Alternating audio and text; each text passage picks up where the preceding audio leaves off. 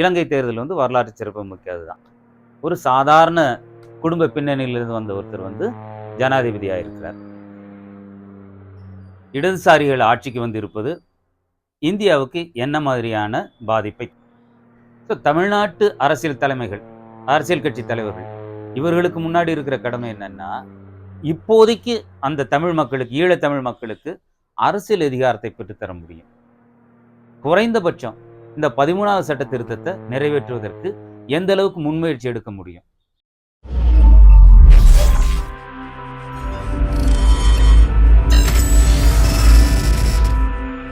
Global media network நேயர்களுக்கு வணக்கம். நாம் இன்னைக்கு பார்க்க போகிறது இலங்கை தேர்தல். அதையொட்டி தமிழர்களுக்கு அரசியல் விடிவு கிடைக்குமா? இலங்கை தேர்தல் இடதுசாரிகள் ஆட்சிக்கு வந்து இருப்பது இந்தியாவுக்கு என்ன மாதிரியான பாதிப்பை தரும்? இது குறித்து இப்பொழுது பார்க்கலாம். இது தேர்தல் காலம். அமெரிக்காவிலும் தேர்தல் சூடுபிடித்திருக்கு, தேர்தல் பரப்புரை சூடுபிடிச்சிருக்கு. இந்தியாவிலையும் ஜம்மு காஷ்மீர் தேர்தல் நடந்துக்கிட்டு இருக்கு. ஹரியானாவில் நடக்க போகுது. அடுத்து இன்னும் 3 மாநிலங்கள் தேர்தல் வர இருக்கு. இலங்கையில் அதிபர் தேர்தல், ஜனாதிபதி தேர்தல் நடந்து முடிந்து இடதுசாரி வேட்பாளரான அனுரகுமார திசநாயக்கே 28 சிறிய கட்சிகள், சமூக இயக்கங்கள் அடங்கிய ஒரு சோசியலிச கூட்டணி. இதில் முக்கியமான அங்கம் என்னன்னா ஜேவிபி, ஜனதா விமுக்தி. 70களிலையும் 80லையும் மிகப்பெரிய ஆயுத போராட்டத்தை முன்னெடுத்தது.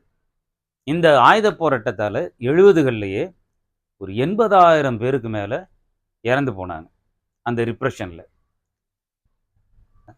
அதை ஒட்டி தாய்மார்கள் எங்கள் பிள்ளை வேண்டும், அந்த ஒரு இயக்கத்தை முன்னெடுத்தது தான் ராஜபக்ச. அதை வச்சு தான் ராஜபக்ச தன்னோட அரசியல் அடித்தளத்தை ஆரம்பிக்கிறாப்புல. ராஜபக்ச எந்த ஜேவிபியை ஒழிச்சாப்புலையோ அந்த ஜேவிபி இன்று ஆட்சிக்கு வந்திருக்கு. சரி, இடதுசாரி இவங்களோட சோசியலிசம் இல்லைன்னா கம்யூனிச பிடிப்பு, கொள்கை பிடிப்பு எந்த அளவுக்கு இருக்குன்னு பார்த்தா ஏமாற்றமாக தான் இருக்கு. பதவியேற்றது போதே புத்த பிக்குகளோட ஆசி பெற்று பதவியேற்கிறார் அனுரகுமார திசநாயக்கா. சரி, யார் இந்த திசநாயக்கா? யார் இந்த ஏகேடி? ஒரு குக்கிராமத்தில், கொழும்புக்கு அருகில் உள்ள ஒரு குக்கிராமத்தில் பிறக்கிறார். அவர் ஊர்லேருந்து கல்லூரிக்கு, அதாவது பல்கலைக்கழகத்துக்கு போகிற முதல் மாணவர் அவர். மாணவ பருவத்திலேயே அவர் ஜேவிபியால் ஈர்க்கப்படுகிறார், அந்த இடதுசாரி சித்தாந்தம். கல்லூரியில் 17-19 வயசில் இலங்கை, அதாவது ஜேவிபியோட இளைஞர் அமைப்பான சோசலிச இளைஞர் கழகத்தோட தேசிய தலைவராக நியமிக்கப்படுகிறார். அதன் பிறகு படிப்படியாக கட்சியின் அரசியல் தலைமை குழு, அதன் பிறகு அதிபர் தேர்தல். 55 வயதில் அதிபர். தமிழர்கள், நமது தொப்புள்குடி உறவுகள், அவங்களுக்கான அரசியல் அதிகாரம் இப்போது கிடைக்குமா? பெரிய மாற்றம். ஒரு எஸ்டாப்ளிஷ்டு கட்சிகளை, ரொம்ப பெரிய கட்சிகள், ஸ்ரீலங்கா ஃப்ரீடம் பார்ட்டி SLFP, அதை மாற்றி தான் ஸ்ரீலங்கா பொதுஜன பெரமுன அப்படின்னு ராஜபக்சா மாற்றி வச்சிருக்காரு. அதே மாதிரி சஜித் பிரேமதாசா UNP, ஐக்கிய தேசிய கட்சி, யுனைடெட் நேஷனல் பார்ட்டி, அதுலேருந்து பிரிஞ்சு வந்தவங்க SJB, சமகி ஜன பலவேகியா, இந்த கட்சிகளையும் அதிபராக இருந்த ரணில் விக்ரமசிங்கே, அவர் 6 முறை அதுக்கு முன்னாடி பிரைம் மினிஸ்டராக இருந்திருக்காரு. இவங்களெல்லாம் பின்னுக்கு தள்ளிட்டு வெற்றி பெற்றிருக்கிறாருன்னா எப்படி? சரி, இலங்கை தமிழர்கள் என்ன மாதிரியான அணுகுமுறையோடு இந்த தேர்தலை பார்த்தாங்க? எப்படி ஓட்டு போட்டாங்க? யாருக்கு அதிகமாக ஓட்டு போட்டாங்க? ஒரு தமிழ் வேட்பாளரும் நின்னார். 38 பேர் வேட்பாளர்கள், அதில் ஒருத்தர் இறந்து போயிட்டார். ஸோ 37 பேர்.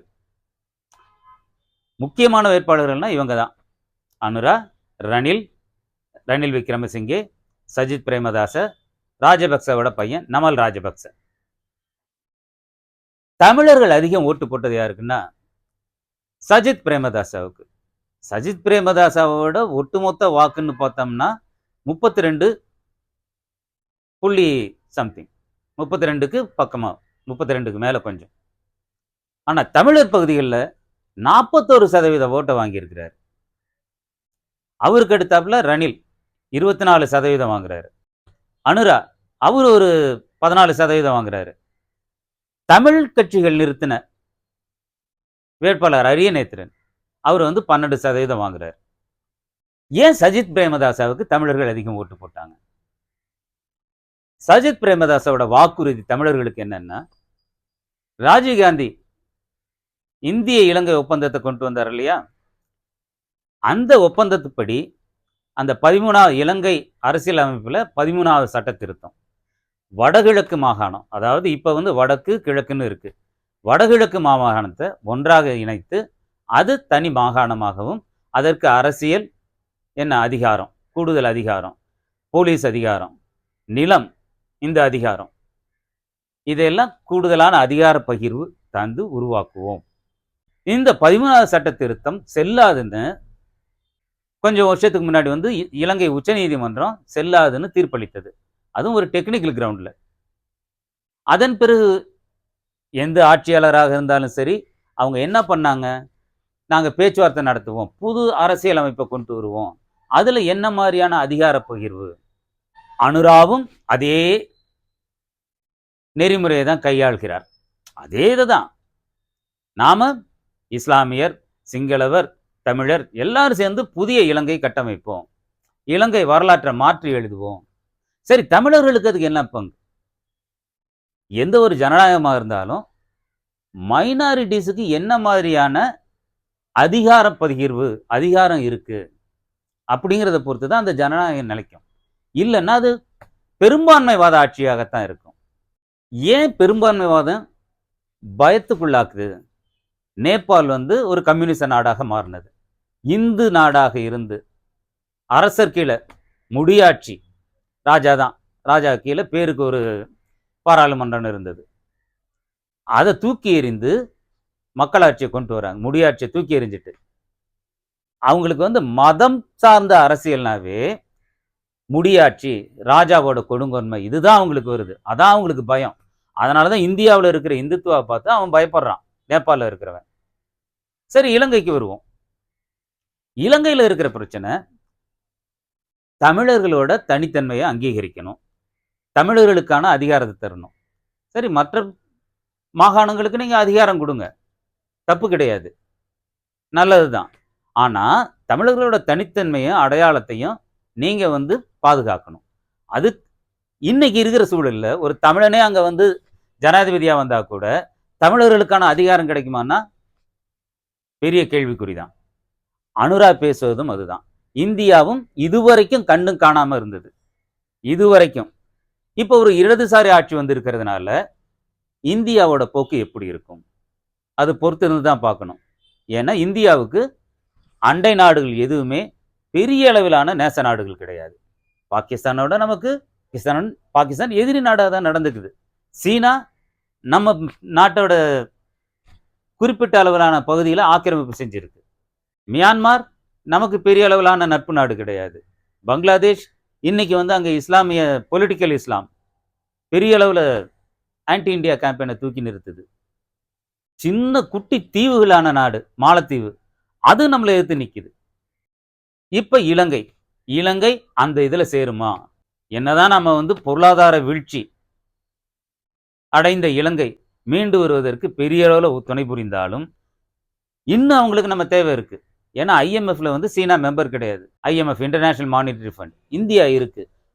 அங்க இவங்க கடன் வாங்கணும், இல்லைன்னா ஏற்கனவே வாங்கின கடனை ரீஷெட்யூல் பண்ணணும்.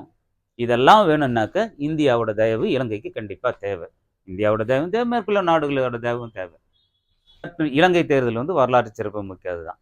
ஏன்னா எஸ்டாப்ளிஷ்டு கட்சிகள் பெரும்பாலும் ரொம்ப நாள் அந்த இலங்கை நாட்டை ஆண்ட கட்சிகளை மீறி ஒரு சாதாரண குடும்ப பின்னணியிலிருந்து வந்த ஒருத்தர் ஜனாதிபதியாக இருக்கிறார்.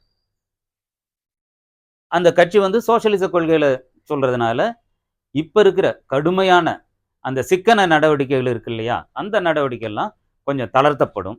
மக்கள் கொஞ்சம் பெருமூச்சு விடலாம்.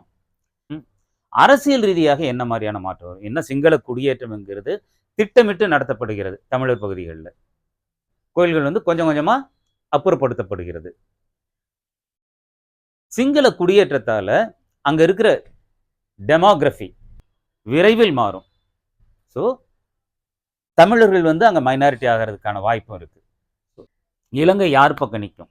சீனா பக்கமா?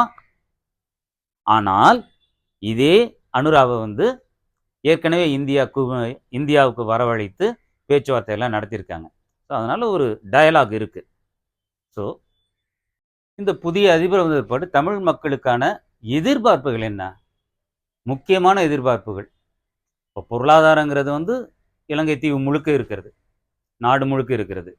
தமிழர்களுக்கான கோரிக்கை ஒன்று, போர் முடிந்த பிறகும் அங்க வந்து இன்னும் இராணுவம் இருந்துகிட்டே இருக்கு, பெரிய அளவுல இராணுவம் இருக்கு. அந்த தமிழர் பகுதியை இராணுவ மயமாக்கப்பட்டிருக்குன்னு தான் சொல்லணும். நீங்க வந்து 1 கிலோமீட்டர் 2 கிலோமீட்டர்னு வச்சுக்கிட்டீங்கன்னா எந்த ஒரு கிராமத்திலையும் இராணுவத்தோட பிரசன்ஸ் இல்லாம இல்லை. அடுத்து சிங்கள குடியேற்றம், திட்டமிட்ட சிங்கள குடியேற்றம், இதையும் நீங்க வந்து நிறுத்தணும். சிங்கள குடியேற்றத்தை நிறுத்த வேண்டும். இராணுவம் வாபஸ் வாங்கணும், இராணுவத்தை எடுக்கணும். புலிகளின் வீழ்ச்சி 2009க்கு அப்புறம் பிரபாகரன் மரணம், புலிகளின் வீழ்ச்சி, அதன் பிறகு இது நடக்குது. இந்த காவிமயமாகிறதுக்கான காரணம் என்னன்னா, இந்த திட்டமிட்ட சிங்கள குடியேற்றமும் இராணுவ இருக்கிறது தான். ஸோ அதுக்கான ஒரு எதிர்ப்பாக இந்த ஒரு காவிமயம் அப்படிங்கிறது முன்வைக்கப்படுது. அது எந்த அளவுக்கு ஏற்றுக்கொள்ளப்படும்? இந்த பிரச்சனைகள் வந்து தீர்க்கப்படாத வரைக்கும் இங்க இருக்கிற இந்திய அரசும் அந்த காவிமயத்தை ஊக்குவிக்கிற மாதிரி தான் தெரியுது. இது தமிழ் அரசியல் கட்சிகள் இந்த தேர்தலில் பெருசா அக்கறை காட்டவே கிடையாது. அவங்களுக்கு வந்து ஏதோ தொடர்பில்லாத ஒரு விஷயமா தான் இருந்தது. ஏதோ ரொம்ப விரல் விட்டு எண்ணக்கூடிய தமிழ் தேசிய ஆர்வலர்கள் மட்டும் கொஞ்சம் இந்த தேர்தலை பற்றி பேசியிருக்காங்க. மற்றபடி வேற எந்த கருத்தும் பெரிய மீனவர் பிரச்சனை. இப்ப வந்து ஒரு சிங்கள பெரும்பான்மைவாதம் பேசக்கூடிய, அதே சமயம் சோசலிசத்தையும் பேசக்கூடிய ஒரு கட்சி ஆட்சிக்கு வந்திருக்குங்கிறதுனால இந்திய வல்லாதிக்கம் அப்படிங்கிறத அவங்க முழுமையாக ஏற்றுக்கொள்ள முடியாது. ஆனால் அதை புறக்கணிக்க முடியாது. அனுரா கட்சியோட இந்த ஜேவிபியோட பொலிட் பியூரோ மெம்பர் ஒருத்தர் சொல்றாரு, இந்தியா இந்த பிராந்தியத்தின் வல்லரசு, நாங்கள் அதன் நலனை கருத்தில் கொண்டு எங்களோட செயல்பாடு இருக்கும், நாங்கள் இந்தியாவை கண்மூடித்தனமாக எதிர்க்க மாட்டோம் அப்படின்னு சொல்லியிருக்காரு. ஆனால் மீனவர் பிரச்சனைன்னு வரப்ப என்ன மாதிரி இருக்கும்? நம்ம அரசியல்வாதிகள் வந்து கச்சத்தீவுனால தான் இந்த பிரச்சனை வந்து சொல்றதெல்லாம் சும்மா. பிரச்சனையோட அடிநாதம் வந்து சுருக்குமடி வலை, ஃபிஷரிஸ் வந்து கார்ப்பரேட் மயமாகிறது. இதுல மீனவர்கள் என்ன மாதிரி ஆவாங்கிறத நாமளும் பார்க்கணும். அங்க இருக்கிற மீனவர்கள் நிலைமை நினைச்சிங்கன்னா இன்னும் கொடுமையா இருக்கும். 30 வருஷம் இனப்போர் நடந்து, சிவில் வார் இருந்து, இப்பதான் மீன் பிடிக்க வரான். அவன் சாதாரண கட்டுமரம் இல்லைன்னா சின்ன படகுல வரான். அவன் சாதாரண வலையை வச்சு தான் பிடிக்கிறாங்க. அவர்களும் தமிழர்களே, அவர்களோட வாழ்வாதாரம் அழியக்கூடாது. அதையும் நம்ம கருத்தில் எடுத்துக்கணும். ஸோ இந்த பிரச்சனை எப்படி புதிய அதிபர் வந்திருப்பாடு எப்படி பண்ணுவாங்க அதை பார்க்கணும். ஆக தமிழ் மக்களோட அரசியல் உரிமைகளை பெற்றுத் தருவது அது ஒரு தொடர் செயல்பாடு. இதுல வந்து அமெரிக்கா எந்த அளவுக்கு முனைப்பாக இருக்கும்? ஏன்னா அங்க இருக்கிற தமிழர்களும் சரி, எல்லாருமே சரி, சர்வதேச சமூகம் எங்களுக்கு கரம் நீட்டணும், எங்கள் உரிமைகளுக்கு அவங்க குரல் கொடுக்கணும், எங்களுக்கு துணையா இருக்கணும். இந்தியா இல்லாம அது நடக்காது. இந்தியாவும் அதுல முன்முயற்சி எடுக்கணும். இதற்கு தமிழகத்தில் இருக்கிற அரசியல் தலைவர்கள் தேவையான அழுத்தம் தரணும். அதை எந்த அளவுக்கு முன்னெடுத்து செல்ல முடியுமோ அந்த அளவுக்கு முன்னெடுத்து செல்லணும். தமிழ்நாட்டு அரசியல் தலைமைகள், அரசியல் கட்சி தலைவர்கள், இவர்களுக்கு முன்னாடி இருக்கிற கடமை என்னன்னா, இவங்க பேசக்கூடிய தனி இழந்தான் தீர்வு இதெல்லாம் ஒரு பக்கம் இருக்கட்டும், எந்த அளவுக்கு இப்போதைக்கு அந்த தமிழ் மக்களுக்கு, ஈழத்தமிழ் மக்களுக்கு அரசியல் அதிகாரத்தை பெற்றுத்தர முடியும். குறைந்தபட்சம் இந்த 13வது சட்ட திருத்தத்தை நிறைவேற்றுவதற்கு எந்த அளவுக்கு முன்முயற்சி எடுக்க முடியும். அதாவது அரசியல் இன்னைக்கு இருக்கு, இலங்கை அரசியல் கட்டமைப்பு எப்படி இருக்குதுன்னா, அது ஒரு பெரும்பான்மைவாத நாடாகத்தான் இருக்கு. அதை மீறி அதற்குள்ளாக எப்படி தமிழ் மக்களுக்கு அரசியல் அதிகாரத்தை பெற்றுத் தருவது, அதுக்கு இந்தியா எந்த அளவுக்கு இறங்கி வேலை செய்யணும், அதற்கான அழுத்தத்தை தமிழ்நாட்டில் இருக்கிற அரசியல் கட்சிகள் கண்டிப்பாக குரல் கொடுக்கணும், அதை முன்னெடுக்கணும். 13வது சட்ட திருத்தம், இலங்கை அரசியல் சாசனத்தோட 13வது சட்ட திருத்தம். அது எப்படி வருது? இந்திய இலங்கை ஒப்பந்தம், ராஜீவ் ஜெயவர்தனே ஒப்பந்தம். அந்த ஒப்பந்தத்துல இலங்கையோட வடக்கு கிழக்கு பகுதி, தமிழர்கள் பெரும்பாலாக வசிக்கும் வடக்கு கிழக்கு பகுதிகளை ஒன்றிணைத்து நார்த் ஈஸ்டர்ன் வடகிழக்கு மாகாணம் ஒரே ஆட்சியின் கீழ் வரும். நம்ம இந்தியாவில் இருக்கிற மாநிலங்கள் போல அதற்கு அதிகாரம் பகிர்ந்தளிக்கப்படும். இதை இந்த ஒப்பந்தத்தின் அடிப்படையில் என்ன, இலங்கை தனது அரசமைப்பு சட்டத்தில் திருத்தம் 13வது சட்ட திருத்தம் இலங்கையில் ஒரு கூட்டாட்சி முறையை, முழுமையான கூட்டாட்சி முறைன்னு சொல்ல முடியாது, கூட்டாட்சி முறையை ஒத்த ஒரு அமைப்பை கொண்டுகிட்டு வருது.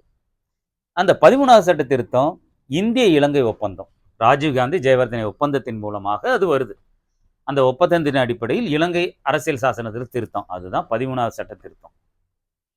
அந்த 13வது சட்ட திருத்தம் என்ன சொல்லுது, தமிழகர் பெரும்பான்மையாக வாழும் வடக்கு கிழக்கு பகுதிகள், அதாவது ஜாஃப்னா பட்டிகுலவா, இந்த பகுதிகளை இணைத்து அது தனி மாநிலமாக செயல்படும், அது தனி அரசியல் அமைப்பாக செயல்படும்.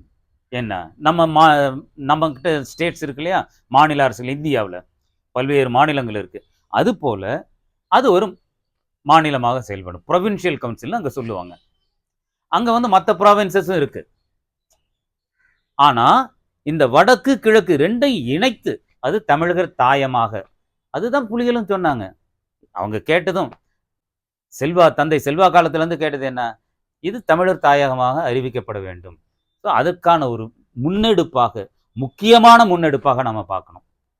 இல்லை அது என்ன, எங்களுக்கு போதுமான அதிகாரம் தெரியல, அதுலேருந்து அடுத்த கட்டம் என்ன போகணும், அதை கூட இலங்கையில் ஒரு டெக்னிக்கல் கிரவுண்டில் இந்த சட்ட திருத்தம் செல்லாதுன்னு இலங்கை உச்சநீதிமன்றம் சொல்லிருச்சு. அப்போதும் கூட இந்திய அரசு அதில் மௌனம் சாதித்தது, கண்டுக்கவே கிடையாது. அப்போது இருந்த காங்கிரஸ் அரசு மௌனம் சாதித்தது. இப்போதும் ஒன்றும் கெட்டு போயிடல. பிரேமதாசா சொல்லியிருக்காப்புல, ஒரு பெரிய கட்சி என்ன, தமிழர்கள் 41% வாக்கு போட்டிருக்காங்க. என்ன, இன்றும் அடுத்த நவம்பரில் பாராளுமன்ற தேர்தல் வர இருக்கு இலங்கையில். அப்போதாவது இந்தியா இதற்கான அழுத்தத்தை தரணும். என்ன, தூதரக ராஜாங்க ரீதியாகவும் தமிழ் அரசியல் கட்சி, தமிழ்நாட்டில் இருக்கிற அரசியல் கட்சிகளும் சரி, தமிழ்நாடு அரசும் சரி, இதற்கான அழுத்தத்தை தரணும். குறைந்தபட்சம் இதை செஞ்சுட்டு அதன் பிறகு தனியாக எல்லாத்தையும் பேசலாம்.